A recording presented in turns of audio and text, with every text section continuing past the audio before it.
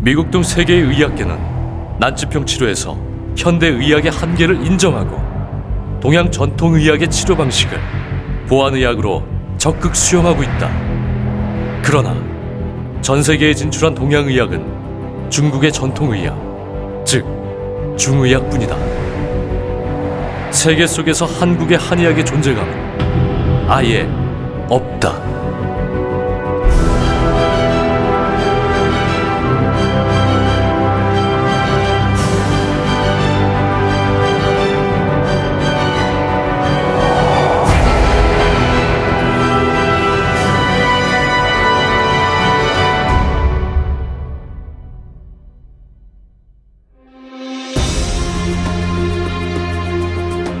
조선시대 우리나라 한의학 연구는 세계 최고 수준이었습니다. 세종 때 집현전의 의학 전문가들이 만든 동아시아 전통의학 백과전서인 의방육치, 우리나라에서 생산되는 약재에 관한 의학서인 향약 집성방, 그리고 조선의학의 표준을 세운 동의보감까지 조선의 3대 의서로 손꼽히는 이 세 책은 우리 한의학의 정신을 그대로 보여줍니다. 한국의 한의학은 동아시아 전통의학에서 으뜸이라는 평가를 받아왔습니다. 동의보감을 보고 중국인 능어는 천하의 보물이라고 말하였습니다. 그리고 일본인 원원통은 동의보감을 표준이 될 만한 교과서라고 설명하였습니다. 그러나 한반도의 일제의 침략이 본격화되면서 한의학은 변방으로 밀려나기 시작합니다. 1905년 일제는 통감부를 설치하면서 본격적으로 한의학을 없애기 위해 몰입합니다. 당시 한 신문 기사를 보면은 일본인 고문관 의사가 국립의료기관인 광재원에서 한의사들을 예고도 없이 몰아내고 맙니다. 일제는 민족 정신을 말살하기 위해 한민족의 어리기 뜬 한의학을 탄압한 것입니다. 그러나 한의사들은 일제에 대항한 독립활동으로 의술의 의미를 실현하였습니다. 일제의 한의학 주기기는 한의사의 지위까지 격화시킵니다. 바로 의생제도입니다.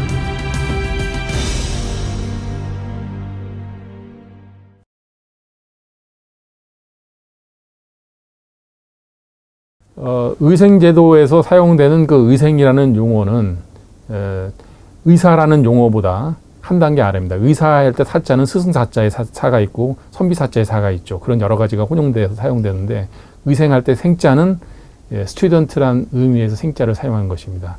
그렇기 때문에 그 용어 자체는 어차피 의사, 원래 의사라는 용어는 일제가 들어오기 전까지는 한의사를 지칭하는 용어였죠.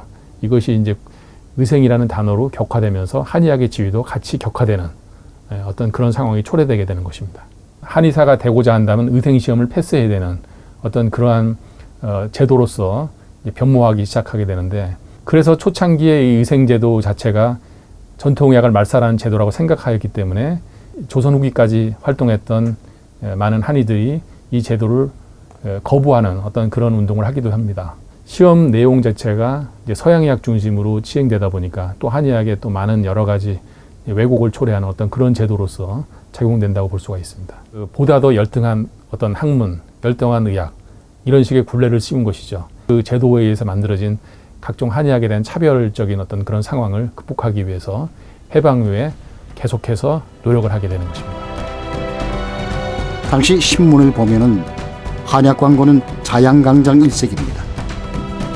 치료의학인 한의학이 일제의 편파적인 의학 정책을 펴에 따라 보약 중심의 의학으로 왜곡되게 된 모습입니다.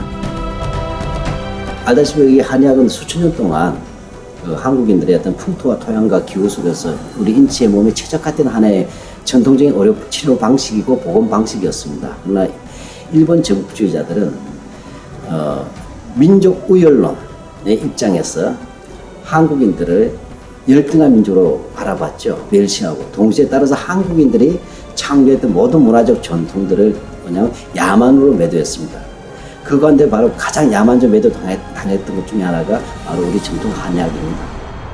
我が朝鮮におきましては法令の制定や重要な強制上の処分は私たちを減るのだ 군대가 해산됐다. 모든 행정이 실권된 세상이다. 집회도 막는다. 결사도 못한다. 보안법을 시행한다.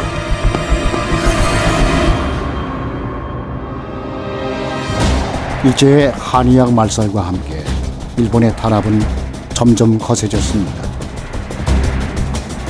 이때 호련히 독립을 위해 나선 한의사가 있었습니다. 바로 한의사 강우규입니다. 평안도에서 태어나 가난한 농가의 사남매 중 막내였던 강우규는 아버지를 따라 한의학을 공부했습니다. 함경남도 흥원에서 인수를 베풀며 재산을 모은 그는 학교를 세우고 신학문 전파와 민족의식을 고취하는 계몽운동에 앞장섰습니다. 3.1운동이 일어나자 적극적인 독립투쟁 방법을 찾던 강우규는 조선 총독 암살 계획을 세우고 폭탄을 구입해 서울역에 도착했습니다. 1919년 9월 2일 서울역 근처에서 일본 총독을 향해 수류탄을 던졌습니다. 총독 암살에는 실패했지만 독립운동에 불씨를 담긴 후 서대문 형무소에서 사형당하고 말았습니다. 내 평생 나라 위에 한 일이 없음이 부끄럽다. 자나 깨나 잊을 수 없는 것은 우리 청년들의 교육이다. 내가 죽어 청년들의 가슴에 조그만 충격이라도 줄 수 있다면 그것은 내가 소원하는 일이다. 일제의 한의학 말살 정책에도 한의학을 지키기 위한 움직임은 계속됐습니다. 1898년 대한의사총합소를 시작으로 1915년에는 전국의생대회를 열어 전선의회를 결성해 일제에 항거했습니다.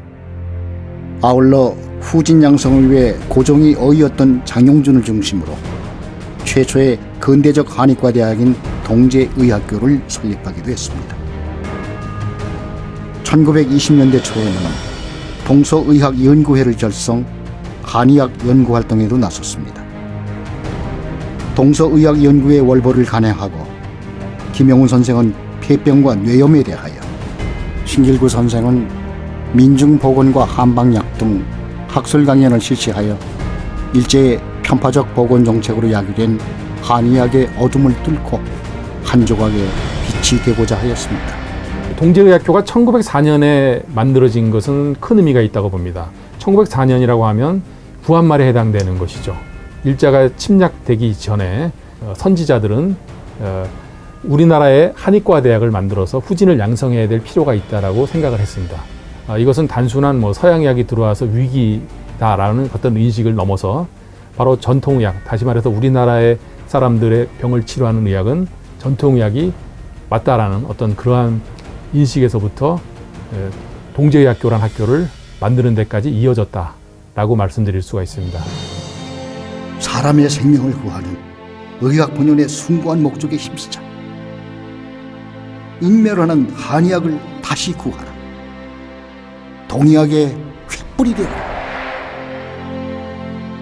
경희대 한의학 역사박물관에는 일제강점기를 살았던 어느 한의사의 60년 진료 기록이 고스란히 남아 있습니다. 바로 김영훈 선생의 진료 기록입니다.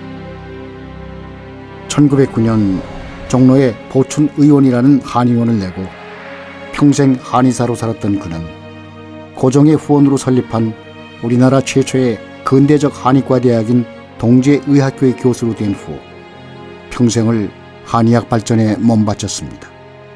그의 유품을 보면은 환자 10만 명의 진료 기록과 처방전, 거의 대부분 국내에서 유일하게 남은 한의학 관련 학술 잡지, 그리고 동의보감, 제중심편 등 한국 의서들과 의학 인문 등을 비롯한 중국의 의서까지 참고해 실용적으로 쓰이도록 만든 청강의감과 수세현서가 남아 있습니다.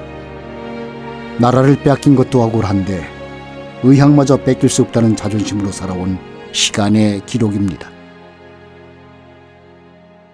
한의학은 우리 민족의 혼과 을이 담긴 학문입니다. 그러나 일제강점기를 거치면서 한의학 말살 정책 때문에 한의학은 왜곡되고 역사에서 사라질 위기를 겪기도 했습니다. 을사늑약 이후 선조들의 목숨을 건 희생과 노력이 있었기에 대한민국의 현재가 있습니다. 강복 70주년을 맞은 지금 우리 민족과 한의학은 같이 국제적 경쟁력을 가진 학문으로 발전시켜야 되겠습니다. 국민 여러분들의 많은 관심 부탁드리겠습니다. 해방 70년. 지금 우리 한의학은 잘못된 역사를 바로잡고 더 큰 세상을 향해 나아가기 위해 첫 발을 내딛어야 할 것입니다.